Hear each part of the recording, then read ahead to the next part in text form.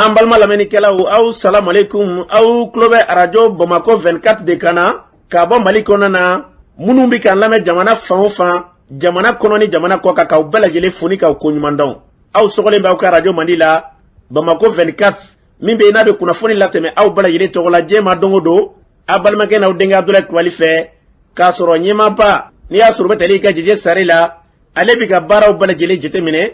k'aw fo ni k'aw ko ɲuman dɔn faso kɔnɔ ni faso kɔ kan. Dɔwɛrɛ t'aw ma k'aw sigi ni k'aw ka kunnafoni ma kɔnɔ kunnafoni ni dalilu don tiɲɛ ni ala ye siran kan kunnafoni gɛrɛgɛrɛ anw sigilen filɛ kɛnɛ kan. O de kan ka bɛn bi kunnafoniw lase waati ma bi ye juma ye bi juma bɛɛ bɛ nazara san kalo 9 ye septembre kalo bi o tile 23 ye ka bɛn 2022 san ma farafin kalo min n'o ye domama kɔnɔ ye an ma ladɔnniya k'a fɔ bi o tile 26 ye jate la san kalo 2nan don hijira san 1444 san don dugawu de bɛ kɛ ala k'a ɲɛ ka d'an ma bakuruba fɔla bi kunnafoni filɛ k'aw ladɔnniya k'a fɔ Mali ka yɛlɛma hɔrɔnya o ye san 62 sɔrɔ o ɲɛnajɛli baaraw kɛla Mali fantan 4 bɛɛ lajɛlen na kunungo ko kɛra cogo jumɛn kunnafoni ɲɛfɔli ko la kulu kura kɛrɛnkɛrɛnnen dɔ kɔni sigila sen kan ko mouvement daba kala olu kɔni ye fara ɲɔgɔn ba kɔni kɛ kununko ka ɲɛsin sɛnɛgalaw ka gɛlɛyaw ma ko kɛra cogo jumɛn kunnafoni ɲɛfɔli ko la a yirala k'a fɔ ko chinois kɔni k'olu ye visa tigɛ an ka jagokɛlaw la o ko kɛra cogo jumɛn kunnafoni ɲɛfɔli ko la ninnu de bɛna kɛ kunnafoni la kumaba ye ka fara kunnafoni wɛrɛ kan lase ma o denkɛ n'a balimakɛ fɛ Sidiki Kulibali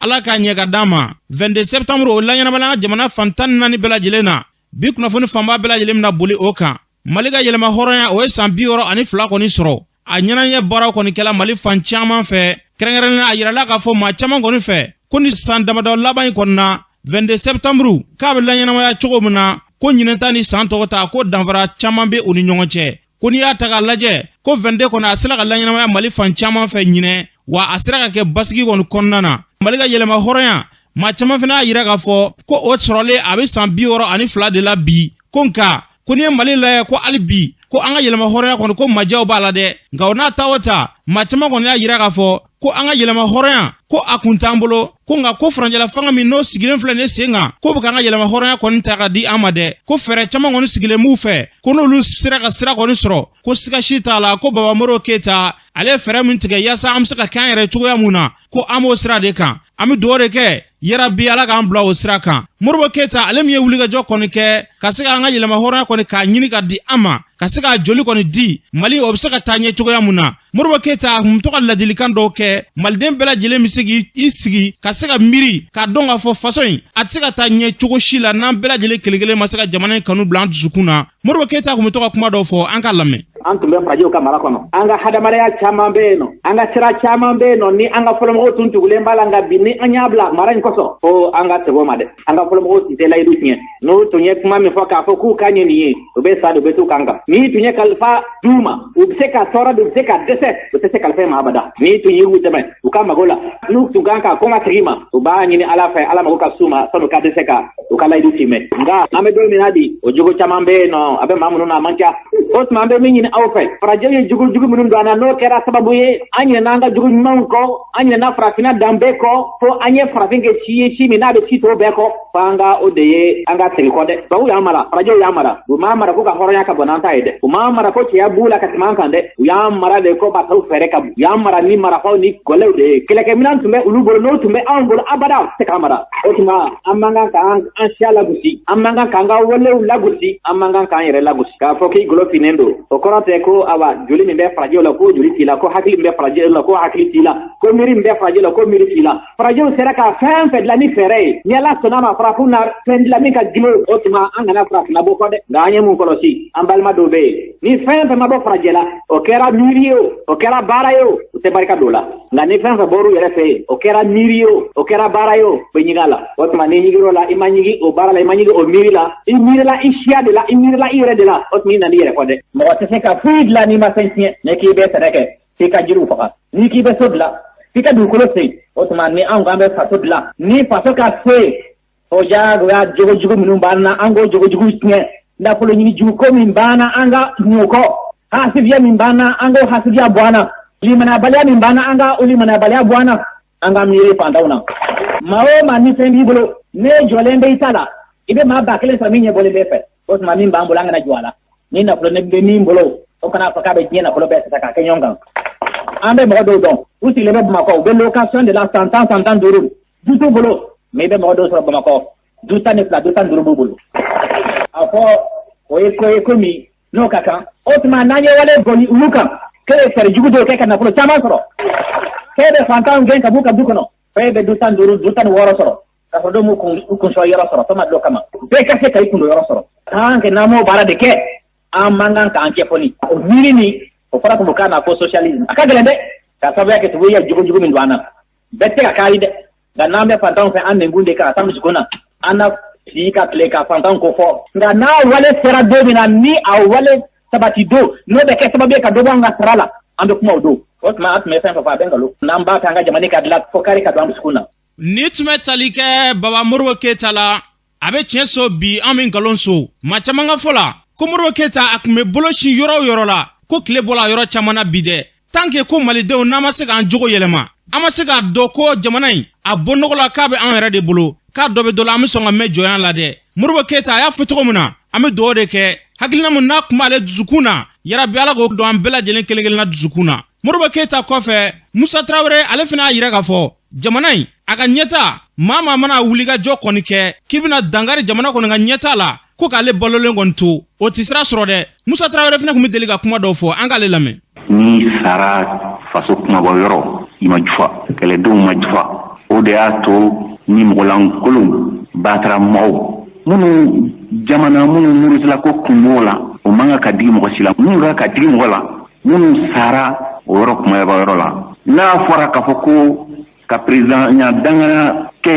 o ka ke burudame kele arab ambe président dangan do bo ko ke boboyi cheikh tan be jamana kono président danga be ko o bela bonon tabeke flow tabeke amba abeke ko ka fo mara ngoro nana wulu nana wulu yarata mande wulu yarata bela dugu wulu yarata bamana wulu yarata kene dugu wulu yarata ambe ban yarata nambe yarata no abana maliko mabama no kala maliko bana amanski ori ato ngoni ngolangolongo mo kundango ko kumbala akumfle kabini lawale fobi abe fodumila kele de manenchi kele de manenjo angati danya tibi sini dobe na obajo wetani ngabali sana ka tibi nyinkale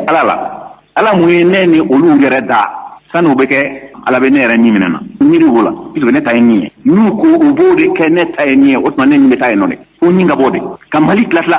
abe fode akaram sako ni mutafe obala bagali ko kuma te foite karantin kama dawla ngumu yinga nawye wiye marfata ko marfa de luma ganasa se de luma ganasa wari de luma ganasa kubu se koira apla tabla takiri madaitake ni ko karabu mele sila tundana do note bebe wida nte munke nte nyaras ngalona ko kele de be no fa ni mo go kabe balawo wili malikono wallahi nyin kali alala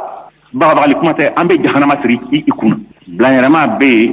nyaliti ambe nyondo yano bi anga malijo ambe de bajo ko ka balawo lawili anga lawili munu folo ba lawili wallahi nyin kali alala ni tono bala olu folo ba tono ne ma efiu mame fana ka foko jamana do jora ni barate bara de be jamana jo nanya amiri de ka foko mo wore de bina anga jamana joanye o koro ameta la sram ga o sra o bitananye marayon de la ni mun sira ka andema ona mara o koro wi hey antan chesri o te bagali ko may o te famare ni ki te barake ite dumunike ni ma dumunike besa antan chesri munu ma foko ba andema kele o tandema ngolu chefiri kuka jamana la wadu kele no awya me ka foko mo nana ndema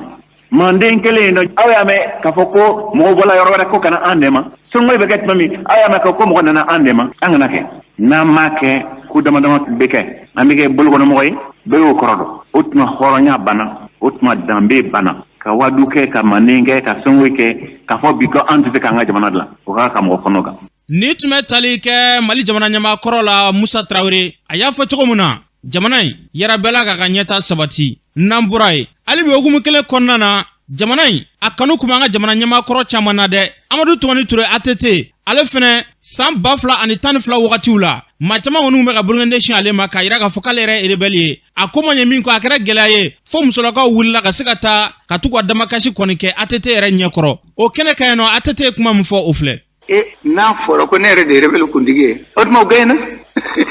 mɔgɔ bɛ se ka hakili to ni kulubali ka yɛrɛ to mɔgɔ bɛ se ka o miiri o la ka sɔn o ma cogo di i ye général ɲɛ sɔrɔ si n ka jamana kuntigi ye n bɛna sigi cogo di k'a fɔ ko imagine toi ja mɔgɔ bɛ Mali la min bɛ sɔn k'a fɔ ko ne de ye rebelle kuntigi ye ala k'an kisi ni kuma in ma wallahi n y'a mɛn tuma min to hakili la n ko tulonkɛ kuma de don ja sɔbɛ do don n bɛ se ka kɛ rebelle kuntigi ye cogo di n ye jamana kuntigi de ni rebelle tɛ sira la aw ye faga kalifa na san 10 n b'a fɛ ka ban hɛrɛ ni baden na ni bonya ni karama na baara tɛ ma min kɛ mais mɔgɔ i ye fɛn o fɛn min kɛ i ka jamana juru b'i la donc n fana tun bɛ fɛn o fɛn min ɲini ni ka se ka ban hɛrɛ ani baden na n'a tɔgɔ a n'a bonya ka taa n tun b'o de nɔfɛ mais n'a gɛlɛyara a gɛlɛyara mais n'a fɔra ko ne yɛrɛ de ye rebelle kuntigi ye o tuma na kɛlɛ bɛ ban su in na bɛ n'a y'a sɔrɔ rebelle bɛ ne ka kuma mɛn an bɛ kɛlɛ fɔ k'a ban tout de suite parce que n bɛ kɛlɛ ban ɲini de la n'a fɔra ko rebelle ne de ye kuntigi ye ne ye président ye rebelle bɛ se ka marifa ti n ka sɔrɔdasiw la k'a ti n ka mɔgɔw la cogo di ne y'a mɛn tuma min ne ko nin ye tilenkɔ kuma de i y'a fɔ cogo min na n bɔra ni mɔgɔw cɛ a banna a mɛnna kabini bɔra nin don min ko bɛɛ de fɔr'u ye a ye taa kɛlɛ la donc olu de b'a dɔn olu de b'a ɲɛ dɔn o tuma na ko fila bɛ yen Kulibali muso sanni ka bɔ yan n'i ye mɔgɔ min y'a f'u ye n tɛ rebelle chef ye ala k'an kisi o ma n ye Mali président de ye kelen filanan ye min ye n ma don ni mɔgɔ cɛ ordre tɛ ne bolo k'a di olu de bɛ kɛlɛ kɛ olu de bɛ ordre di olu de bɛ kɛlɛ kɛ olu de bɛ mɔgɔw bila olu de bɛ kɛlɛ kɛ olu de b'a da bɛ kɛ cogo min na mɔgɔw bɛ yɔrɔ min olu de b'a ɲɛ dɔn tuma ni ko min kɛra u bɛ se k'a fɔ ne a président général nin kɛra ou bien nin bɛ tan ou bien tuma la ne yɛrɛ bɛ ɲininka n ko bɛ cogo di nin ko in bɛ tan a bɛ don tan mais ni nkalon cayara n'an ka bisigi n'a ma se ka ko wɛrɛ ɲɛ an min b'an kɔnɔ an k'o fɔ a b'a ɲɛ fana k'a fɔ ko caman bɛ yen kuma misɛnnin ani nkalon misɛnnin caman fɔra a b'a ɲɛ fana an k'o tɔɔsi ka bɔ yen parce que tiɲɛ tɛ mɔgɔ bɛ se k'o fɔ cogo di. ni tun bɛ tali kɛ Amadu Tumani Ture la ATT an bɛ dugawu kɛ ala ka hinɛ ala k'a dayɔrɔ nɛɛma o kɔfɛ Elhaji Ibrahim Boubacar Keita IBK ale fana tun bɛ Kulikorokaw fɛ yen nɔ finitigilaka dɔw olu ka bɔli senfɛ ale y'a jira k'a fɔ Mali finitigilakaw kɔni an ka dɛmɛ dɔw ma finitigilakaw u bɛ se ka tɔbɔtɔ ka ɲɛ cogoya mun na IBK ye kuma min fɔ Kulikoro an ka lamɛn.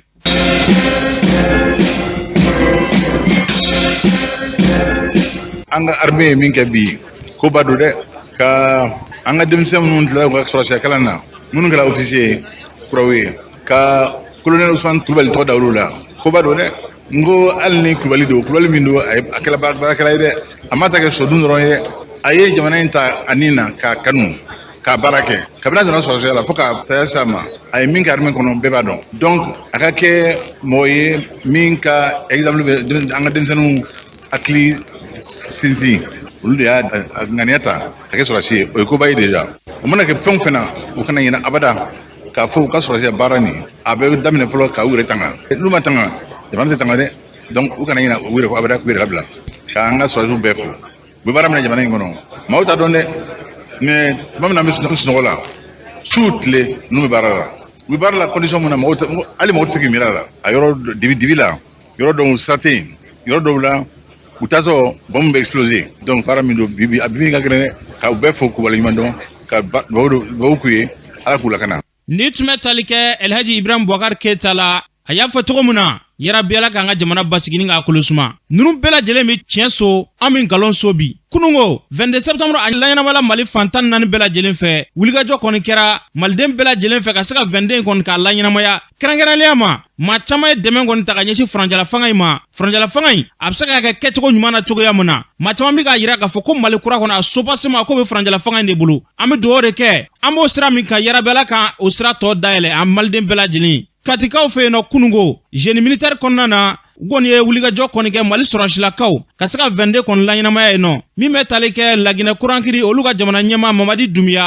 Dumbuya kabini araba dongo ale kɔni nana Mali kɔni kɔnɔna na a nakun tɛ dɔwɛrɛ dɛ ka se ka na 22 kɔni ka n'o laɲɛnamaya Mali kɔnɔna na nɔ a y'a jira k'a fɔ ko Mali ni Laginɛ k'u bɛɛ lajɛlen ye jamana kelen kabini lawale la an bɛnbagaw tile la ko Mali ni Laginɛ bɛɛ lajɛlen ye jamana kelen de colonel Mamadi Dumbuya a nana ka se ka na 22 kɔni ka na laɲɛnamaya an fɛ yan nɔ génie militaire kɔnɔna na kunungo katikaw fɛ yen nɔ colonel Asimi Goita a ye kuma min fɔ malidenw ye an k'ale lamɛn. n bɛ foli bila n jɛɲɔgɔnkɛ la président Mamadi Dumbuya an bɛ ɲɔgɔn dɔn a mɛnna depuis an ɲɔgɔn don min na fo sisan ni dɔ ma fara a ka Mali kanu kan fɛn ma bɔ a la ka bɔ a ka jamana ka na a yɛrɛ fɛ yan ka na an ni so ladiya a ka kan an k'o foli bila la k'a ni ci Mali ni Guinée bɛɛ dugu kelen de fɛn min bɛ se Mali ma o fɛn kelen bɛ se ka se Guinée ma hali bi an bɛ Guinéenw fo u ka cɛsiri la u ka Mali dɛmɛ la o tɛmɛnen ka foli bila Maliyɛn bɛɛ la Maliyɛn minnu bɛ jamana kɔnɔ ani Maliyɛn minnu bɛ jamana kɔ kan ani ka foli bila an terilaka fɛn fɛn bɛ yan minnu tora an kɛrɛfɛ amado wati ka gele o bena tabulo la ulu toran trete kan de mambe fulu bula o temene ko ka tamasigi bla de zamurbu peta anana famo ni ayambe yerema ora lajeli munabi ulu bargala akaka angwa fulu bula yerema oriya la fasali o ye jamana dimbe ga barade chefra musuka ulu keleke ka yerema ora andama bi anika donsera akaka an fana kan cesiri o yerema ora in ko keleke ko la fasali o beteme amra yelemali mun gatana fa ko di fondation ka ko bailema ake malion sagwe o bailemali ubu flo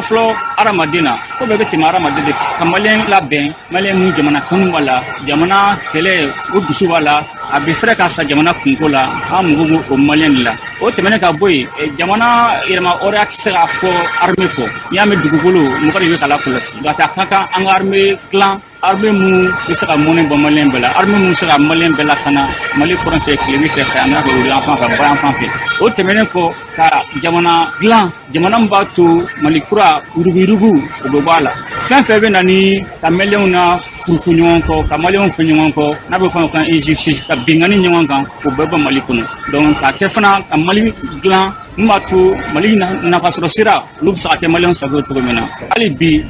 anga takile na franyon kan amsara keleke mena farala jugube sana ala kan tishiga no teja ali bi mi malembe fu ala ka jamana deme ala ka jamana basi ala ka samra irano ni tume talike mali franjala fanga nyamala colonel Asimi Goita kunungo kati jeune militaire konnana ya fo togomuna yarabela ka jamana kishi ka jangana tanga ala ka samara irambela jelen kelegele na ogumu kelen konnana dozolaka olu fena mato ko ni ko ina de kunungo katika feno dozo farala nyonga dozo bola mali fan chaman fe kerengera nyono dogofre kaw olu dozolaka ko ni nana kasaka na vende ko ni kana ala nyama katika feno anga dozo doga shira lame Malikona adumne fanyu wala dona ga fanyu nezu atu kwita ngi wala Suleiman Kulubali an bɔra 22 septembre la Mali ka yɛrɛma hɔrɔnya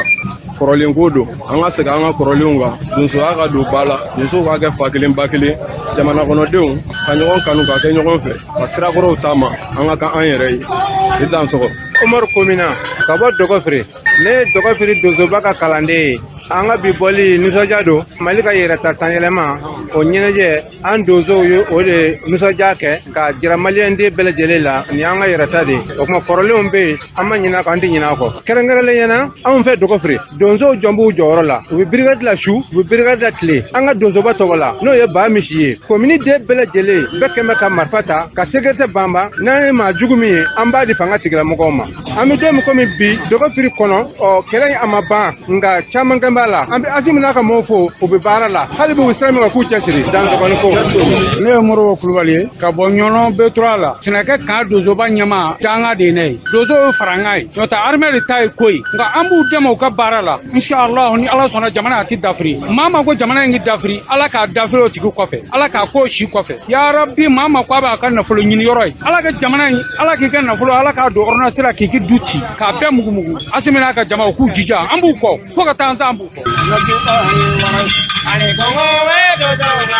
ni tume talike dozo ka shiria la katikaw feno u y'a fɔ cogo min na bɛɛ lajɛlen ka wuli ka jɔ ti dɔwɛrɛ dɛ jamana in ka basigi u bɛ se ka sira sɔrɔ cogo min na yarabi ala k'an bila o sira kan hali bi hukumu kelen kɔnɔna na 22 septembre hukumu kɔnɔna na yirimajɔ bakɔrɔbabugukaw fɛ yen nɔ kulu min bɛ yen nɔ n'a bɛ fɔ a ma ko MSPD Mali olu ye faraɲɔgɔnba kɔni kɛ u ni kulu caman ka se ka 22 kɔni k'a laɲɛnamaya yirimajɔ bakɔrɔbabugu kɔnɔna na an ka maa dɔw ka sira lamɛn. Ne tɔgɔ Lamini Sangare an bɛ 22 fɛtili kɛnɛ kan donc n'o an ka yɛrɛma hɔrɔnya ye bon ne yɛrɛ pionnier sigida la n'o ye Bakɔrɔbabugu ye Adama Kante ci bila ma k'an ka an ka façonnement tɔ sinsin an ko nana an y'a daminɛ ni drapeau yɛlɛ ye drapeau yɛlɛlen kɔfɛ an y'an ka kalilukanw kɛ ko kɛra cogo min na vraiment a ɲɛna parce que nin ye pionnier denmisɛnninw de ne yɛrɛ kɛrɛfɛ an b'u dege façonnement la parce que an ye k'a fɔ an ka article sariya kisɛ jɔsen filanan o b'a fɔ ko le pionnier honore tous ceux qui ont donné leur vie pour la liberté et la prospérité de la patrie africaine o ye ko pionnier ma ye maa min n'a bɛ bonyama se kɛ maa ye minnu ni di faso la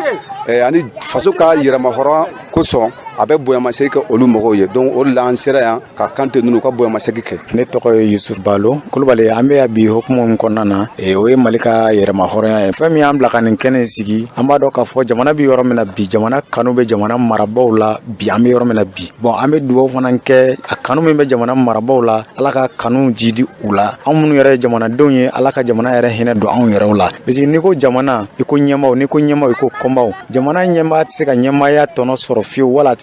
ka ɲɛmaaya tɛ se ka ɲɛ a bolo fiyewu fo kɔnba ɲɛnama ka sɔrɔ i la. Adama Kante, ne ye kulu ɲɛmaa ye n'a bɛ fɔ o ma ko mouvement MJPD Mali, mouvement pour la justice, paix et développement au Mali. An y'a jateminɛ Yirimajɔ Bakɔrɔbabugu kɔnɔ bi ka kulu bɛɛ fara ɲɔgɔn kan. Baara ni a ma kɛ ni kulu kelen ye. Kulu ninnu n'i y'a jateminɛ kulu bɛɛ kun b'a kɔnɔ. Association caman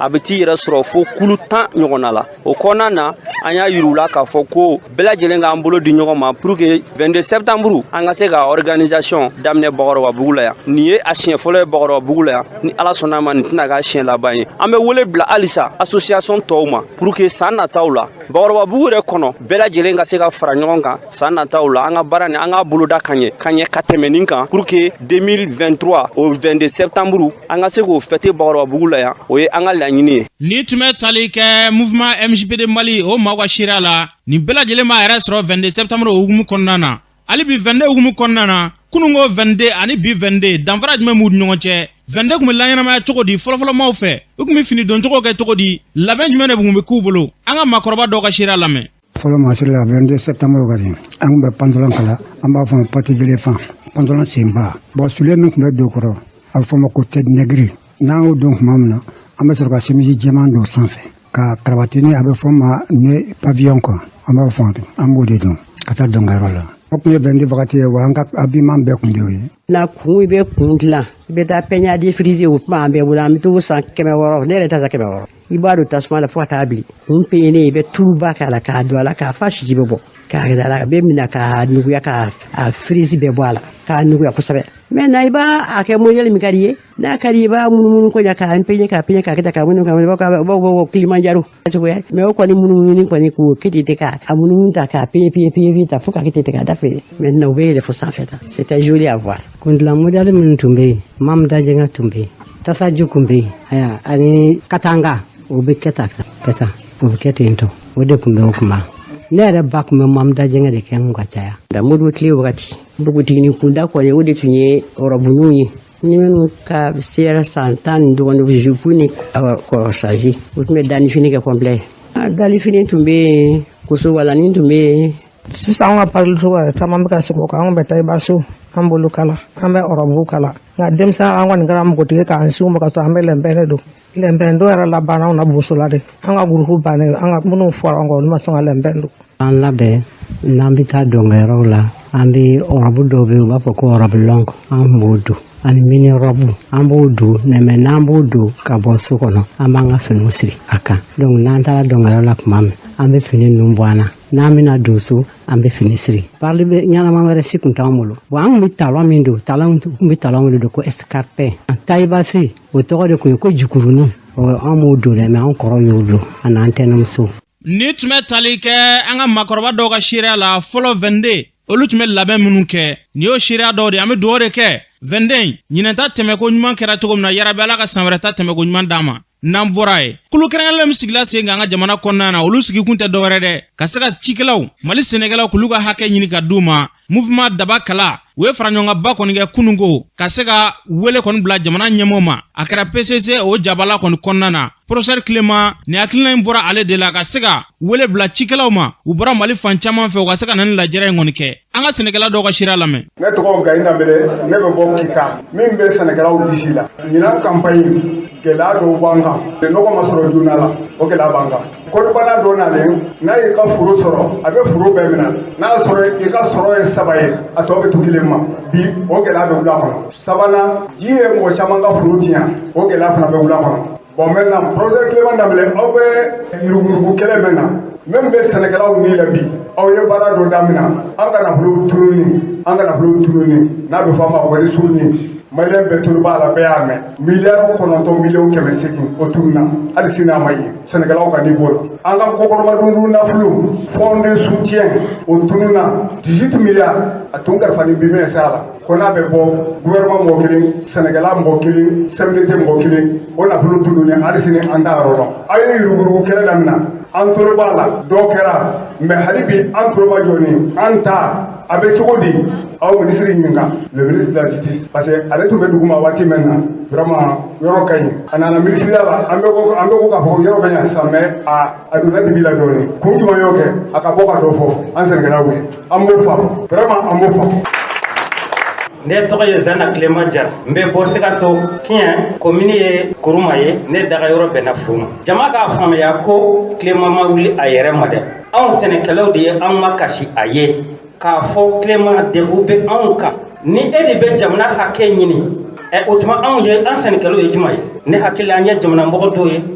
an ka fɛnw ka bila hakɛ la an b'a fɛ k'a f'i ɲɛna i ka ɲama ka se jamanatigi ma jamana marabaga ma a k'a lajɛ a ka anw lajɛ ka sɛnɛ don da la hali n'i y'a sɔrɔ tun bɛ da la k'a don da la. Youssouf Sanogo, coordinateur national de la plateforme PCC. PCC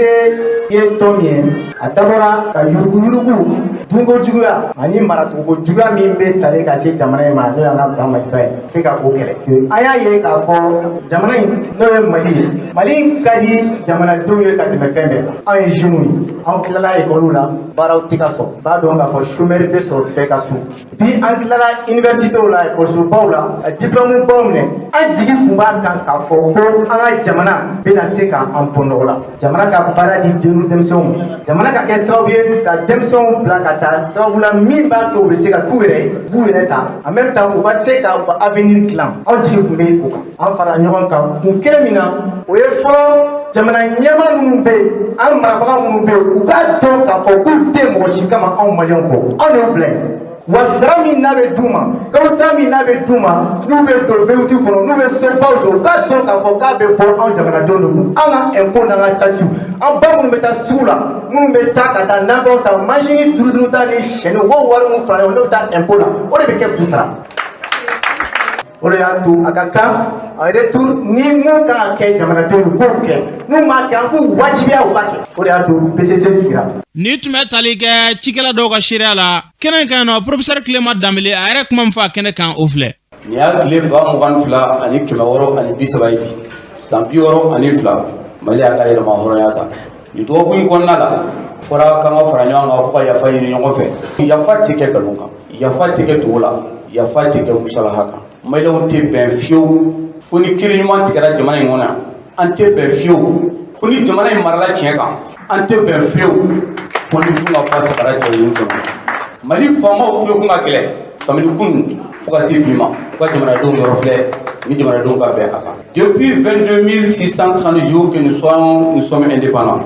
yɛlɛma hɔrɔnya min b'anw bolo kɔngɔ de b'an na ji t'an bolo courant tɛ yen dun ka fɔ ma sabati kɛnɛya tɛ jamanadenw na yɛlɛma hɔrɔnya b'an bolo sɛbɛn kan nka halisa denw ka jan f'an ka sɔn an ka faamaw ka sɔn ka fɔ yɛlɛma hɔrɔnya fɔlɔ o ye baara ani tiɲɛ ye faamaw a ye baara kɛ tiɲɛ kan a ye jamanadenw bila u ka baara kɛ jamanadenw man ka siran faama ɲɛ faama de kan ka siran jamanadenw ɲɛ n'o kɛra don min na Mali b'a ka yɛlɛma hɔrɔnya sɔrɔ bi Ala ka tiɲɛ jamana min n'an ko k'an tanya yɛrɛ o sɛnɛkɛla ko kɔngɔ b'o fa o den tɛ taa wari la bilen Mali sɛnɛkɛla si tɛ fɛ a den ka kɛ sɛnɛkɛla wa a den yɛrɛ tɛ fɛ ka kɛ sɛnɛkɛla sɛnɛkɛla den de bɛna taa ni bolo la Bamakɔ yan a bɛ fɔ sɛnɛkɛla den de ma ko Gawa sɛnɛkɛla den de bɛ taa Alizeri biriki gosi la sɛnɛkɛla den de bɛ Libi jɔnya la halisa Mali kɔnɔ yan an b'a faamu k'a fɔ ko den fɔlɔ dugukolo sanfɛ n'o ye an fa Adama ye ko o ka baara fɔlɔ kɛra sɛnɛ ye Mali tɛ jɔ fiyewu kɔngɔ kan jamana tɛ mara kɔngɔ kan Mali faamaw an bɛ wele fɔlɔ min bila aw ma a ye Mali daminɛ a daminɛyɔrɔ la sabu Mali kura a bɛ kɛ nkalon ye don min na ni sɛnɛkɛla ka hakɛ ma d'a ma hali Mali kura bɛ fisaya ni Mali kura ye kabini san 30 engrais bɛ di sɛnɛkɛlaw ma nin y'a fɔ la ma d'u ma Mali kura daminɛ filɛ kabini san 30 fɛn bɛɛ tɔgɔ bɛ fɔ sɛnɛkɛla tɔgɔ tɛ fɔ a la an ko k'an ka Mali kura daminɛ kabini san 30 ni sɛnɛkɛlaw kulela a bɛ fɔ k'u k'u jɔ fɔlɔ u yɛrɛ nana fɔ nin kɛnɛ in kan yan k'a bɛ f'u ma ko bonjour asseyez-vous on vous a écouté au revoir. On ne peut pas traiter les paysans comme du bétail électoral. On va faire tout dit. ko jamana kelen kɔnɔ tuma min na an bɛ ka hami ko jamana jɔ tuma min na an bɛ hami ko a ko kura kɛ Mali la tuma min na an bɛ hami na ko Mali ka sankɔrɔ ta tuma min na anw ko k'an b'an ka yɛrɛma hɔrɔnya ta anw ka jamana den fɔlɔ n'o ye sɛnɛkɛlaw ye olu bilalen don kɛrɛfɛ engrais tɛ d'u ma ko mun bɛ k'u ka sɛnɛkɛfɛnw bɛɛ tiɲɛ bɛɛ sigilen don k'i man kun sabula mɔgɔw bolo sɛnɛkɛla bɛ dɔn tuma min na ni 400 taara d'a ma k'a ka voter ni Barama fara Zamɛ la ka sogoba d'i ma ko sɛnɛkɛla ka voter waati dɔ sera an ka wuli an ka dɔ k'an somaw ye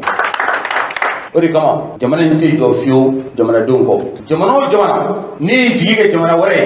e wuli o wuli e de bɛ jamana wɛrɛ nɔfɛ o jamana bɛ to jɔnya la o ka yɛrɛma hɔrɔnya bɛ kɛ kuma di Mali problème ye maliyɛnw ye a solution ye maliyɛnw ye an ye Faransi gɛn wa yɛrɛ mɔgɔ tɛ riche la koyi an mɔgɔ b'an yɛrɛ de la fo riche de ka nata an na ka tugu an kɔ k'a dɔn k'a fɔ riche de mɔgɔ bɛ na an na an mɔgɔ tɛ olu la f'an k'o de hakilina ta k'o banban an dun mɔgɔw o tɛ taa fiyewu sɛnɛkɛlaw kɔ an ka ba don sɛnɛ la sɛnɛkɛlaw kɛlɛbolo sɔrɔla aw fɛ sɛnɛkɛlaw aw tɛ nɛgɛ Mali kɔnɔ bi nkalon tɛ tigɛ aw yan bi a tɛ bila bolo kɔfɛ bilen ni Ala Taala sɔnna ma n'o bɛ bɛn min ma an n'o kɛ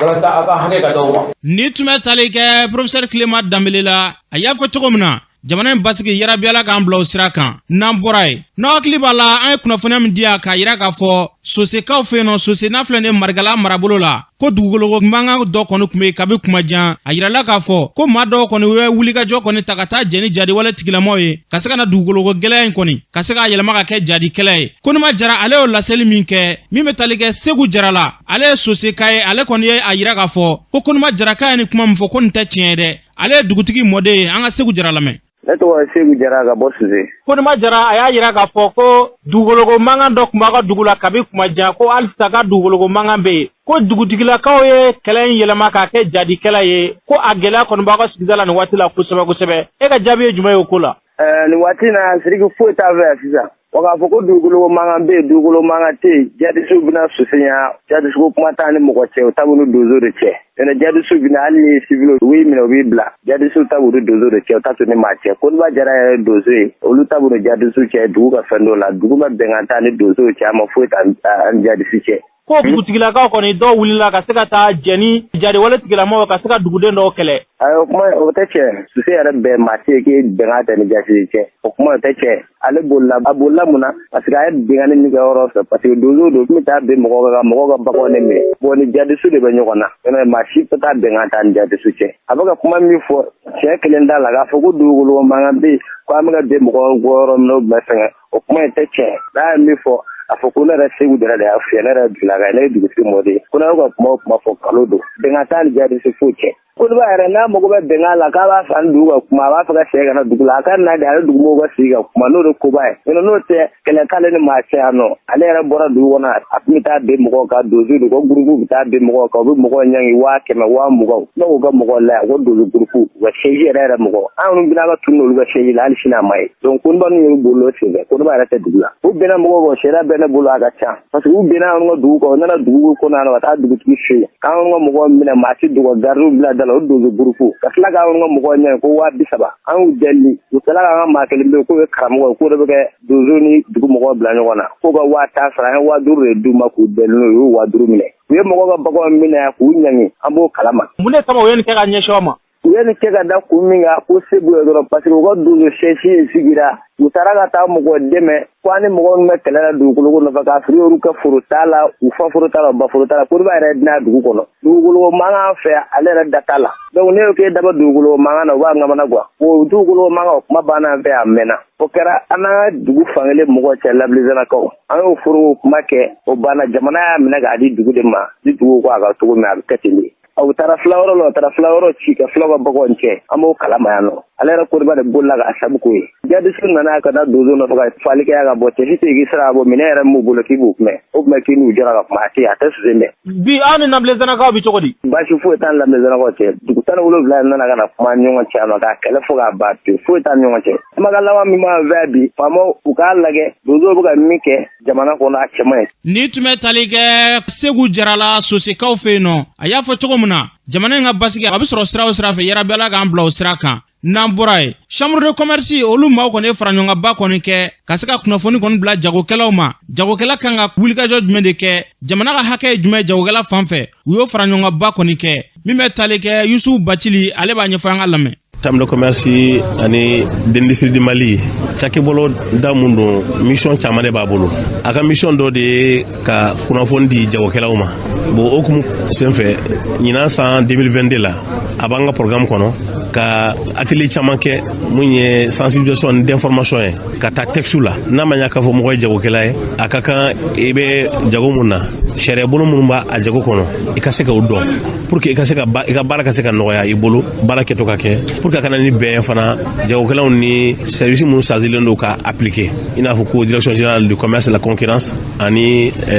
u ka service bolodaw bɛɛ la i b'a dɔn n'i bɛ jamana kɔnɔ n'i bɛ sɔrɔ kɛ i kan ka impôt sara mais mɔgɔ caman bɛ yen nɔ kunnafoni caman t'u bolo olu procédure kɛcogo ninnu na ani douane ni ko jagokɛla a bɛ minɛn san kɔfɛ ka na n'a ye douane bɛ a dédouaner n'a ye fɛɛrɛ kɛ ni san banna n'a ye tɔnɔ sɔrɔ a kan ka impôt fara sara jamana kɔnɔ jago dan tɛ Bamakɔ ye Mali yɔrɔ bɛɛ ka ni ɲɔgɔn session ninnu kɛ yen nɔ pour que u k'a dɔn sariya la code de commerce ye nin de fɔ. Ni tun bɛ tali kɛ Yusuf Bacili la a y'a fɔ cogo min na yarabi Ala ka jago jidi an ka jamana kɔnɔ n'an bɔra ye kunnafoni y'a yira k'a fɔ ko chinois kɔni k'olu ye visa tigɛ an ka jagokɛlaw la dɛ o kɔni kɛla gɛlɛyaba de ye an ka jagokɛlaw kɔni y'a yira k'a fɔ ko n'a ma ɲɛ min kɔ ni fɛɛrɛ ma sɔrɔ o la olu fana bɛna dan sigi chinois ka feere la an ka jamana kɔnɔ yan nɔ a ɲɛmaa dɔ bɛ tali kɛ Ibrahima Maïga la an k'ale lamɛn. Ne tɔgɔ ye Ibrahima Maïga, ne ye Akovendia président association des commerçants voyageurs du Mali et de la diaspora malienne. N ye commerçant détaillant fana ka président ye, n ye élu membre chambre de commerce la, n ye vice président du syndicat des commerçants détaillants na. Covid daminɛna 2019, donc Covid daminɛnen chinois banna ka visa di diɲɛ bɛɛ ma. O